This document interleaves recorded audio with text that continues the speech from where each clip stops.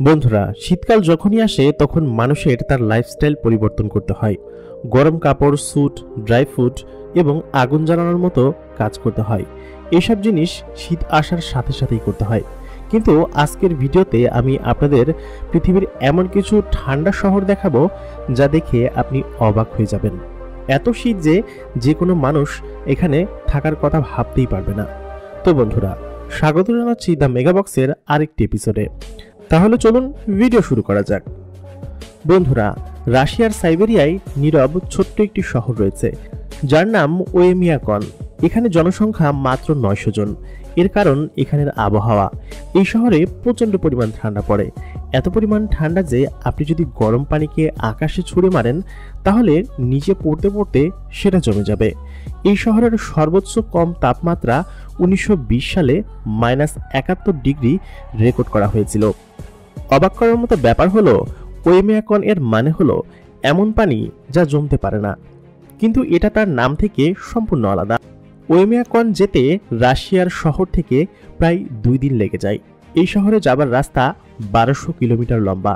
এই রাস্তাতে Soviet union মানে তৎকালীন রাশিয়ার প্রেসিডেন্ট জোসেফ চেনেল বানিয়েছিল। এই রাস্তাটা তখন জঙ্গি এবং পলিটিক্যাল আসামিদের দিয়ে বানানো হয়েছিল।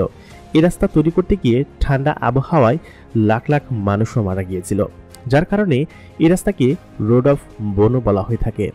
ওয়েমিয়াকনে ঢুকতেই ছোট্ট একটা স্কোয়ার চোখে পড়ে, যেখানে একটি বন খাড়া করা। এই শহরের সবচেয়ে কম তাপমাত্রা কত ছিল সেটা সেখানে লেখা আছে, যেটা ছিল -71.2 ডিগ্রি। এই শহরে কোনো হোটেল বা রেস্তোরাঁ নেই। বাইরে থেকে কোনো মানুষ আসলে তাকে কারোর ঘরেই থাকতে হয়। কিন্তু এখানে এত ঠান্ডায় যেখানে হাইপোথার্মিয়া হবার ভয় আছে, সেখানে মানুষ কিভাবে থাকে? বন্ধুরা, ওয়েমিয়াকনে কোনো পানির পাইপ নেই, কারণ এতে পানি জমে যেতে পারে।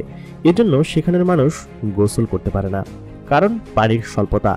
এখানে মাটিতে কোনো শাকসবজি চাষ করা যায় না, যার কারণে এখানের মানুষ ঘোড়া পালন করে এবং সেগুলোই খায়।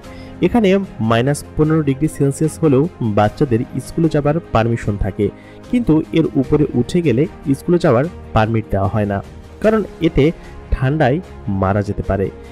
এই শহরে অক্টোবর থেকে মার্চ পর্যন্ত দিন মাত্র 3 ঘন্টা থাকে এবং বাকি মাসগুলোতে দিন অনেক লম্বা হয়ে যায়, যেটা কিনা 21 ঘন্টা অবধি পৌঁছে যায়। এই শহরে গাড়ি স্টার্ট করা অনেক কষ্টের ব্যাপার, কারণ ইঞ্জিন এবং তেলের ট্যাঙ্ক দুটোই জমে যায়। যারা গাড়িতে ঘোরে না, পায়ে হেঁটে, তাদের পা ঠান্ডায় জমে যায়। এখানে সবচেয়ে কষ্টকর কাজ হলো মৃত মানুষকে দাফন করা। ওয়েমিয়াকনে মৃত মানুষকে দাফন করতে অনেক দিন লেগে যায়। এখানের বরফে ঢাকা মাটি অনেক নিচে থাকে, যেটাকে খুঁজতে অনেক দিন পর্যন্ত লেগে যায়।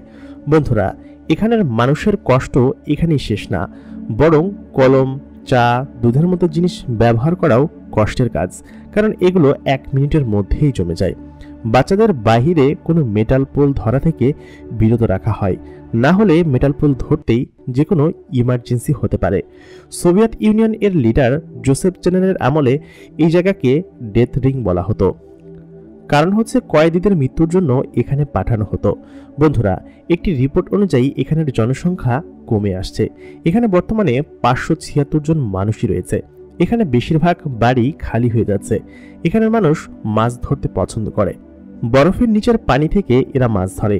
ঘোড়া এবং মাছের পাশাপাশি এরা হরিণের মাংসও খেয়ে থাকে। ওয়েমিয়াকন এর মানুষ হয়তো এতে অভ্যস্ত হয়ে গিয়েছে।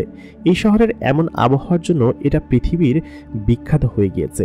এখানে মানুষ ভ্রমণে আসে, কিন্তু অনেক মুশকিল সহ্য করতে হয়। যেমনটা আমি আপনাদের বললাম, কোনো হোটেল বা থাকার ব্যবস্থা না থাকার কারণেই এখানে মানুষের ঘরে থাকতে হয়।